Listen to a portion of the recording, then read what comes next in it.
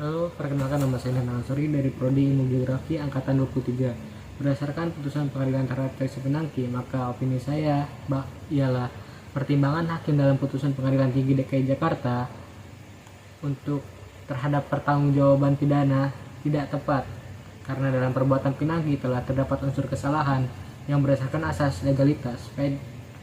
Pasal 1 ayat 1 KUHP dapat dijatuhi pidana. Pertimbangan hakim yang meringankan hukuman pidana penjara Pinangki dari 10 tahun menjadi 4 tahun dengan salah satu pertimbangan bahwa terdapat seorang wanita yang harus memperoleh perhatian, perlindungan, serta perlakuan yang adil tidak tepat jika digunakan dalam memutus terkait lama pidana penjara terdakwa.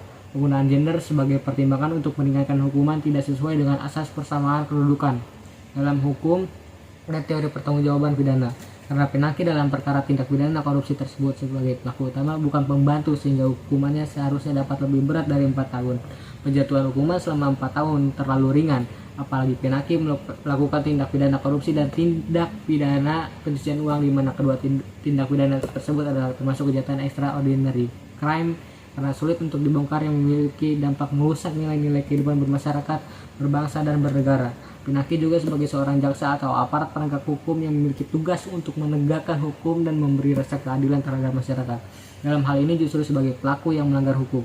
Maka, jika meneladani dan mendalami nilai-nilai dan rasa keadilan yang ada di masyarakat, maka hukuman yang ditentukan dapat lebih berat karena memberikan efek jerak kepada terdakwa supaya tidak melakukan lagi tindak pidana tersebut. Memberitahu masyarakat agar tidak melakukan tindak pidana korupsi karena dapat diancam hukuman yang berat. Memperbaiki diri terdakwa ketika berada di dalam lembaga bermasyarakatan, dan sebagai upaya memberantas tindak pidana korupsi melalui jalur penal. Ya, kasus Jaksa Pinangki Sirna Malasari cukup menghebohkan. Pasalnya, seorang jaksa menerima suap sebesar 500 juta dolar atau sekitar 7 miliar. Ia divonis 10 tahun penjara dan denda sebesar 600 juta. Tidak kaget sih dengan persoalan ini, karena sebelumnya juga pernah terjadi kasus-kasus kayak gini. Ini semua kembali ke diri kita sendiri masing-masing, bagaimana kita menghadapi persoalan dan godaan yang ada. Dan bisa dibilang juga hukum di negara Indonesia ini lemah. Tidak seperti negara yang ada, negara tetangga atau negara yang lainnya, dimana mereka sangat jauh berbeda dengan Indonesia. Maka dari itu, para yang bersalah dalam bentuk kasus korupsi atau suap dan lain sebagainya tidak pernah takut untuk melakukan lagi. Intinya, hukum di negara kita tidak kuat. Assalamualaikum warahmatullahi wabarakatuh. Halo semua, perkenalkan nama saya Erika Nais Apriliana dengan NIM 2303050071 dari Prodi PPKN. Kali ini saya akan membahas mengenai kasus Jaksa Pinangki. Di sini ada yang tahu nggak sih tentang kasus Jaksa Pinangki? Yuk simak video ini sampai habis. Nah, Jaksa Pinangki Sirna Malasari adalah seorang mantan jaksa yang terlibat dalam kasus korupsi. Pinangki ketika itu menjabat sebagai Kepala Subbagian Pemantauan dan Evaluasi 2 pada Biro Perencanaan Jaksa Agung Muda, Pembinaan Kejaksaan Agung. Pinangki melakukan 3 tindak pidana. Yang pertama, penerimaan suap sebesar 500.000 dolar Amerika dari terpidana kasus Kesi Bank Bali di Joko Chandra. Yang kedua, melakukan pencucian uang senilai 5 miliar lebih. 3, melakukan permufakatan jahat untuk gagalkan eksekusi di Joko. Awalnya, Pinangki divonis 10 tahun penjara dan denda 600 juta rupiah. Tapi, vonis itu didiskon Hakim Pengadilan Tinggi Jakarta dari 10 tahun penjara menjadi 4 tahun penjara. Alasannya, Pinangki mengaku bersalah, menyesal, dan mengikhlaskan diri dipecat sebagai jaksa. Pertimbangan lainnya, yakni status Pinangki sebagai seorang ibu dari anak yang masih berusia 4 tahun, sehingga diberi kesempatan untuk mengasuh dan memberi kasih sayang kepada anaknya. Ia baru-baru ini dibebaskan dengan syarat setelah menjalani hukuman selama 1 tahun 1 bulan. Hakim juga menganggap Pinangki harus mendapatkan perhatian, perlindungan, dan diperlakukan secara adil sebagai seorang perempuan. Kasus ini melibatkan Joko Chandra, seorang buronan yang melarikan diri selama 11 tahun dan Pinangki dituduh menawarkan bantuan untuk membantunya menghindari hukuman atas kasus sebelumnya. Menurut opini saya, dalam kasus Jaksa Pinangki ini, putusan banding terhadap Pinangki telah merusak akal sehat publik. Karena seharusnya Pinangki menerima hukuman pidana seumur hidup karena melakukan tindak pidana.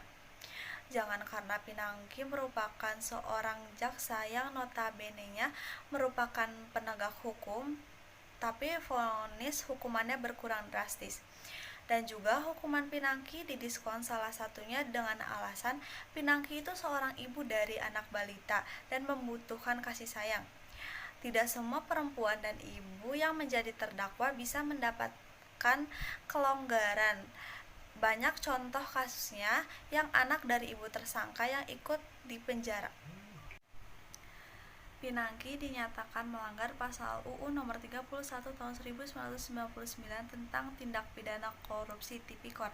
Pinangki juga bersalah melakukan permufakatan jahat, melanggar pasal 15 dan pasal 13 UU Tipikor. Selain itu, Pinangki melanggar pasal pencucian uang yaitu pasal 3 UU nomor 8 tahun 2010 tentang pencegahan dan TPPU.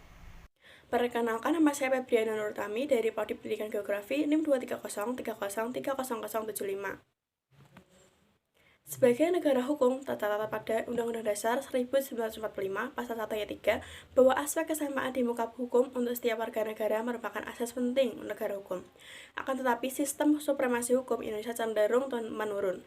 Terbukti dalam perkara Pinangki Sirna Malasari, seorang jaksa yang terlibat dalam kasus gratifikasi dan penyogokan bernama Joko Chandra. Sekalipun telah diputuskan bersalah, kasus ini menyita perhatian rakyat Indonesia karena keputusan hukumannya dianggap kontroversial. Jaksa Pinangki terbukti melanggar kode etik jaksa. Pinangki terbukti melakukan 3 kejahatan, yaitu pemufakatan jahatan, menerima suap, dan pencucian uang. Setelah itu, jaksa Pinangki ditahan dan menjadi tersangka. Nah, menurut opini saya, dengan adanya kasus Pinangki ini, yaitu perlu reformasi sistem hukum dengan arti kasus jaksa Pinangki menunjukkan adanya kelemahan dan masalah dalam sistem hukum dan peradilan di Indonesia. Oleh karena itu, banyak masyarakat Indonesia yang meminta reformasi sistem hukum agar dapat lebih baik dan adil. Terima kasih. Assalamualaikum warahmatullahi wabarakatuh. Perkenalkan, nama saya Lintan Raizumaira, NIM 2303060180 dari kelompok 8. Mengenai kasus Pinangki Sirna Malasari yang merupakan mantan seorang jaksa yang menerima suap sekitar 7 miliar dari Joko Chandra untuk membebaskannya dari dakwaan korupsi. Lalu dia diberi hukuman sekitar 10 tahun penjara, namun hukumannya berkurang menjadi 4 tahun penjara di tingkat banding. Kemudian Pinangki Sirna Malasari ini dibebaskan secara bersyarat pada bulan September tahun 2022 setelah dipenjara selama 1 tahun 1 bulan. Dari kasus tersebut banyak sekali kontroversi yang ada di berbagai kalangan. Menurut pendapat saya, seharusnya Pinangki Sirna Malasari diberi hukuman pidana seumur hidup karena dia adalah seorang jaksa yang merupakan aparat penegak hukum, dan kasus tersebut bisa merusak reputasi sistem hukum yang ada di Indonesia. Baik, perkenalkan, nama saya Albasita Nurkarima dengan NIM 23030080033 dari Prodi Pendidikan Ilmu Pengetahuan Sosial Universitas Negeri Semarang. Sebelumnya telah teman-teman saya jabarkan bagaimana kronologi dan kontroversi dari jaksa Pinangki ini. Menurut opini saya sendiri, telah disebutkan pada pasal 27 Undang-Undang Dasar ayat 1 bahwa semua negara bersamaan kedudukannya di hadapan hukum dan pemerintahan, dan mereka juga wajib menjunjung tinggi hukum dan pemerintahan itu tanpa ada kecuali. Menurut saya, jaksa Pinangki yang sebelumnya menjadi jaksa adalah orang yang terpandang, dan tidak mungkin orang-orang di sekitarnya akan menelantarkan anaknya. Apabila jaksa Pinangki ini tetap dihukum, mungkin lebih anak Pinangki akan lebih beruntung daripada anak-anak dari ibu-ibu yang kasusnya bahkan lebih sepele, yang tidak dapat keringanan hukuman sama sekali dari untuk ibu mereka. Menurut saya, berdasarkan alasan-alasan tersebut, rasa belas kasihan para pemutus hukuman Pinangki ini, yaitu pembebasan bersyarat dan pengurangan hukuman, dapat diarahkan kepada masyarakat Indonesia yang dirugikan akan kasus Pinangki ini. Kerugiannya amat sangat besar, tentunya juga membuat Indonesia malu. Kemudian Pinangki sendiri di hadapan hukum, meskipun seorang ibu dan seorang wanita, dia adalah seorang penjahat yang bersalah. Maka dari itu, menurut saya hukuman Pinangki tidak seharusnya dipotong sebanyak itu dan tidak semudah itu mendapatkan pembebasan bersyarat. Sekian, terima kasih. Assalamualaikum warahmatullahi wabarakatuh. Perkenalkan, saya Abdul Hidayat, saya dari kelompok 8. Bicara mengenai kasus Jaksa Pinangki yang terbukti melakukan 3 tindak pidana, yaitu 1. Menerima suap sebesar $500.000 Amerika dari terpidana kasus kasih Bank Bali Joko Chandra. 2. Melakukan pencucian uang senilai setara 5 miliar lebih. 3. Melakukan pemufakatan jahat untuk menggagalkan eksekusi Joko Chandra.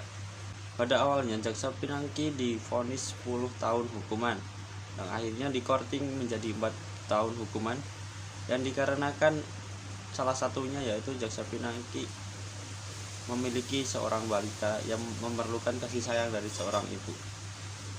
Jadi menurut saya kasus ini sangatlah tidak adil, yang dikarenakan tidak sebanding dengan apa yang diperbuat oleh Jaksa Pinangki. Sekian dari